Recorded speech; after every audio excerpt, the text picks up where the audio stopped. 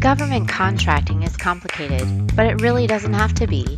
You don't know what you don't know, so be in the know. Join us for the Deltek GovCon coffee show, where industry thought leaders discuss all things government contracting, with your hosts, Elizabeth Jimenez and Wolf Thiers. Good morning! Good morning! How are you? I'm doing well. Great to be here again with you. Absolutely. Oh my gosh, this is so fun. Looking forward to today, actually. I know, really. me too. Yes. So we have Taufiq Habibi with us from NeoSystems. Yes. I'm so excited. So let's kind of turn it over to him. What do you think? Do you have any questions to start out? No, it's good seeing you again. But I think for the rest of us, for the rest of our audience, tell us a little bit about yourself and your background. Sure. As Elizabeth said, my name is Taufiq Habibi.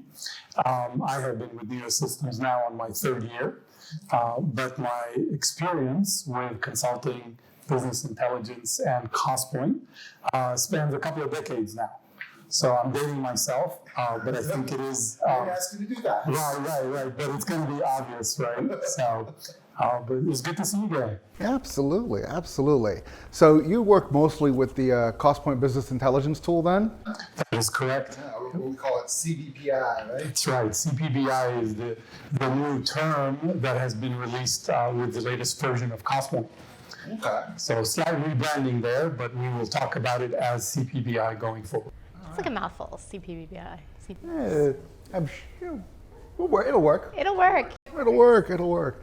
So, obviously it's not a Deltek, it's a Deltek branded product, but it is not a Deltek product through and through. It has an IBM backend. That is correct. So the product is an IBM Cognos Analytics, which for those of us in the BI world should be very well known to them, right? So it is an enterprise type reporting solution that has been around for quite a bit. And what Deltek has done has rebranded it as CPBI, and there's a value add to that, right? So it's not just IBM Cognos Analytics. Actually, there's a piece of it on top that Deltek has done the heavy lifting for us, and they've done the value add. That value add comes in a series of canned reports or out-of-the-box reports, so you're not starting from scratch. They've also built what we call the data model behind it. I could go directly to IBM and buy IBM Cognos from them. Right. However, I would have to build all of that complexity that is Deltek Costpoint and build it from scratch, what we call a model, and then I can use that to build my reports. So by investing in CPBI, I'm getting all of those canned reports out of the box, but I'm also getting that data model built for me. So I don't have to worry about building it, maintaining it, and taking care of it. I just get all my updates directly from Deltek. Great, you're not starting from a blank slate, right? That's right, it's, exactly.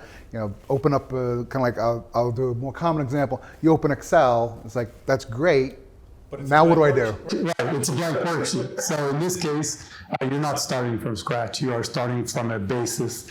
And those reports are accessible and available to you, so you can use them to customize the way you need. So you don't have to use them as is if you don't want to. You can make a copy of them and tweak them to meet your needs. Maybe you need some additional data included. You might want to remove some columns that may not be relevant to you. You can customize them as any way you like. You could also use them as a starting point for additional reports that you might want to build. That's excellent. So yeah, lots of value add. It's a little bit more than reports. I mean, there's some graphics and some dashboarding capabilities, because I think, we've been familiar with reports for years. I mean, if you've been around and you've been in any sort of business and trying to get management reports, financial reports, that's a great reporting. Yeah. But that doesn't help you on the day-to-day, No. right? What you need on a day-to-day, you need to be opening up and see your KPIs. You need to see that dashboard, and you get that as well, right? Absolutely. So with each iteration of Cognos and Deltek's implementation of that, including CPBI, is that there's been additional tools, additional capabilities introduced. So with the latest version, there's been some new dashboarding tools that are meant to basically, for lack of a better term, equalize the playing field, make data accessible to a lot more users. So the concept and the focus has been on self-service, enabling any user that you wish to enable to develop their own dashboards and do their own reporting. So there's been this move and shift. So it's not a centralized functionality. You don't need IT resources to build reports and dashboards. Anybody who is enabled with a little bit of training, a little bit of exposure should be able to drag and drop and build their own reporting reports and dashboards as they need. The level of sophistication has improved. There's a lot of visualizations, a lot of latest technology has been implemented, and it really makes the fact that you can build dashboards to be interactive, to be powerful and flexible in a matter of minutes now or hours rather than days and weeks. Oh, wow. I was going to ask, like, with the new technology that you mentioned, what are those pieces? Like, you hear all about AI and machine learning. Does that play a role when you're kind of building those reports? We are certainly moving in that direction. Probably not happening today, but the movement and the path is moving towards that. So I will make a prediction here. I don't know if it's true or not, but at some point in the near future, I know it's going to be on the record. Within a couple of years from now, probably you'll be able to say, Alexa, what was my revenue last quarter? Or you could even say, okay, Google, can you build me a report that shows me my performance, whether it's manufacturing, whether it's purchasing, whatever that subject matter be, can you build me a report that shows me this information? Today, I think with data exploration and artificial intelligence, you can certainly point Cognos or CPBI to a data set and have it look at it and give you some relationships, identify some relationships within the data, give you suggestions for effective visualizations, for example, and help you identify those points that maybe you haven't seen or you didn't have to mine through volumes of data to identify. So what IBM has done with that is they basically are integrating what we would call Watson technology. If you're familiar with Watson or heard about it, Watson is the same computer that played on Jeopardy. Plays Jeopardy, plays chess, does Wow. it. You know. So that technology is making its way into reporting, enterprise reporting, in the form of CPBI and IBM Cognos Analytics. Yeah, I know we've got some out there with the Hey Deltek, trying to play on that Hey Alexa, Hey Google piece, but you're right, natural language processing, dictation, those type of things are certainly the way the technology is going with just making life easier for everyone. It sounds like something that especially our small businesses would be able to take advantage of.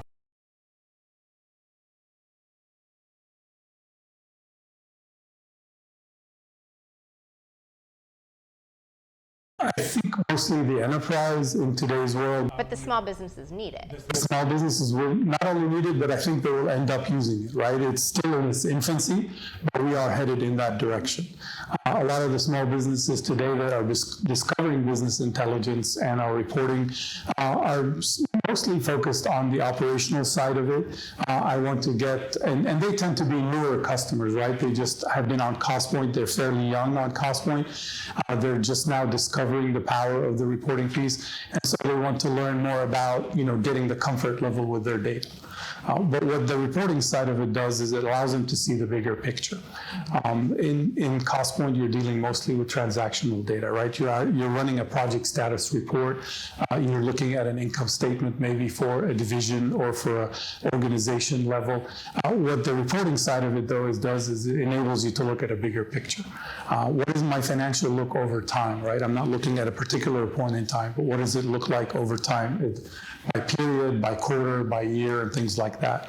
Let me look at a PSR maybe by project type, not necessarily a specific project, but by project type. So maybe I'm looking at my T&M projects or my fixed fee projects, right? So you can expand that and look at a bigger picture from a performance standpoint. How's my organization? To a customer. Exactly. Project manager, right? Yes. Particular offering, particular product that you're doing. So it gives you that expansibility. And you can do that with what I would call pixel perfect reports within the report authoring tool, highly regimented, heavily formatted reports that look pretty and nice. But you can also do it using the dashboarding tools if you want to take advantage of visualizations, slicing and dicing, dragging and dropping items, dynamic filtering, and things like that. I think historically when people think about reports, they think of this report that gets sent to them in an email or something that they're going to have to go and pull, and it's a heavy load. But I don't think that's the case anymore, really, is it? Absolutely. So there's a lot of tools in when we talk about those concepts, we talk about automation, distribution, and things like that. The words that come to mind that everybody's quasi-familiar with are things like report bursting.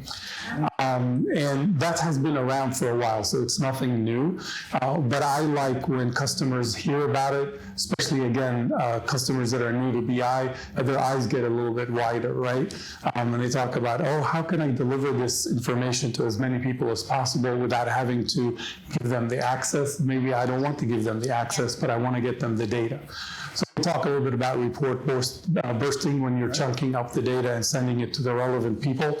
And you can do it in an automated fashion. You don't have to do it every day. You don't have to do it manually. You can just put it on a schedule. When certain events happen, those reports get triggered. Maybe you design it in a way that when period close happens, you send out financial statements out to all the relevant people, or the PSRs, or your labor utilization information. So you can do a lot of that level of automation without a lot of maintenance on a continual basis. Right, and that's great. I mean, you say things like month-end close and sending things out, and that makes me think like there's certain things that can trigger, and therefore notifications and being able to let you know that you're at a certain point, or something's gone over 90 days in arrears, or something of that nature.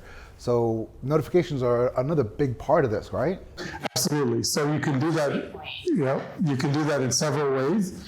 You can do that with writing these types of reports, exception reports that happen.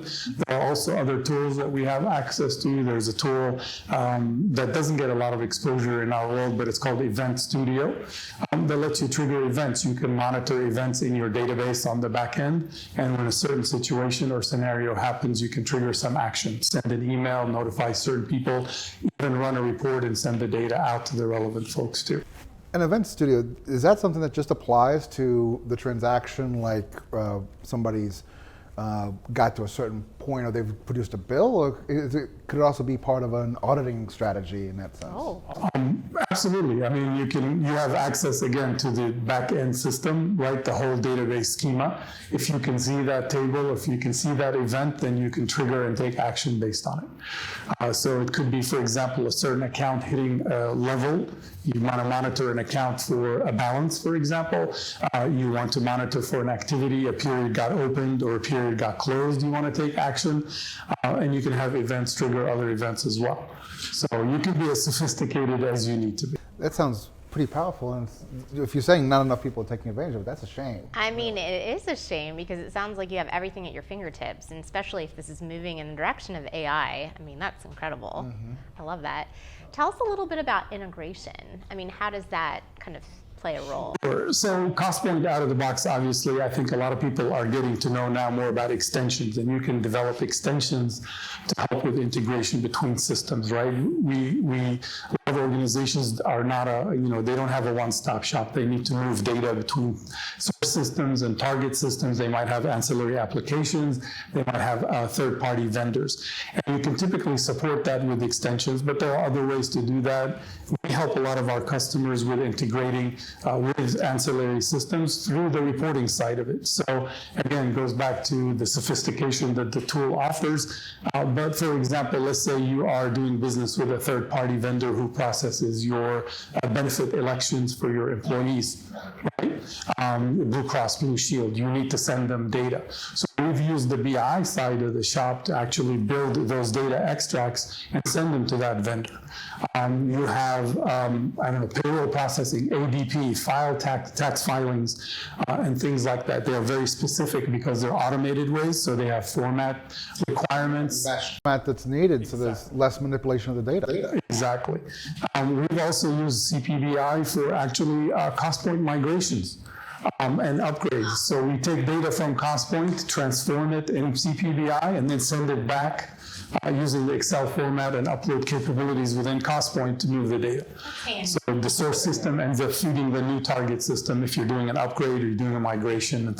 Sure, certainly what happened in a merger and acquisition, those type of things, which that happens every so often in the GovCon industry, doesn't it? It does, ever so often, yes. That's amazing. Yeah. Well, what do you think?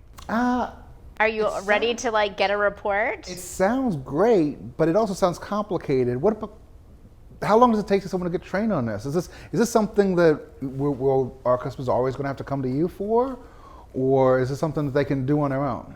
So I'm going to use an analogy from one of my mentors, and we're going to use a fishing analogy.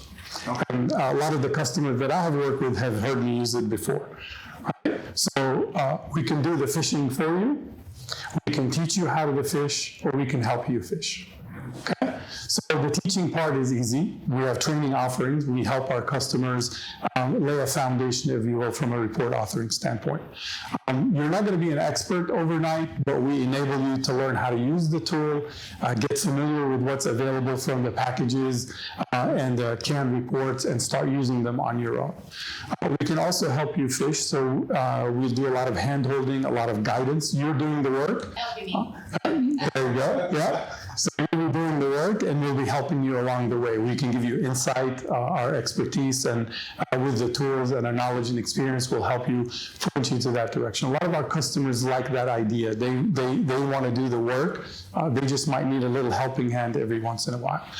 Of course, if you have a huge volume of work, like a merger and acquisition, you got to do it quickly and you got to do it fast. We can actually do it for you within the resources. But to answer your question specifically, is it complicated? It can be, depending on what you want to do. But the tool today, in its current form, is a lot easier to use than it was a couple of years ago. So we see a lot of folks as lay the foundation for us with the basic training, show us how to do that part, and then we're going to just reach out to you when we need that help. And you can give us the guidance. That is good news. That is. Like having multiple levels and multiple ways of attacking the problems that our customers face. I know, especially like the last point with the mergers and acquisitions. I think because people need that information so quickly, just to be able to get it out there. I mean, that's great. Absolutely, absolutely. So I think you talked a little bit about the natural language processing and dictation and everything else. Anything else that you see coming down the pike for business intelligence? Is there anything new or next for it? I think the gravitation towards natural language data explorations and artificial intelligence is going to be the wave of the future. And so I think CPBI and Cognos Analytics is building that bridge. And we'll see that becoming more prevalent over time here in the near future. But the good news is that we're not leaving what we know about business intelligence behind either, right? We still have that basic tool set, if you will, for those operational reports, which I think are critical, right? If you are in accounts payable, accounts receivable, if you are in accounting in general, if you are having to report for financials or having to do audits or support audits, whether they're internal or external, those are still critical and important. But we also kind of want to move into that direction where we want to look at the big picture. How are we doing as a business? What's our performance looking like? What did we do last year? And what are we going to move in the direction, in the next year? How can we fix things? How can we measure our success? What are we doing well? What are we not doing well? What can we do even better? So that progression is coming. I think it's just going to be inevitable within the next couple of years. We'll see that. And Deltek obviously is doing its part in implementing the latest and greatest in the technology to enable users. And what I'm seeing with the newer versions, again, not to speak to Deltek's future plans, but what I'm seeing is that greater integration, greater implementation, and more focus on out-of-the-box capability to enable those smaller organizations that may not have the resources to actually do their own implementations, but take advantage of the technology. Yeah, and I think that's great. I mean, I asked you to look in the future, but I think what I heard you say also is that we're creating business intelligence to help our customers look into the future. Reporting is not just that rearview mirror and says what happened last month, what happened last quarter, but trying to get to those trending and analysis and predictive analytics that our companies really need. Exactly. You do need it.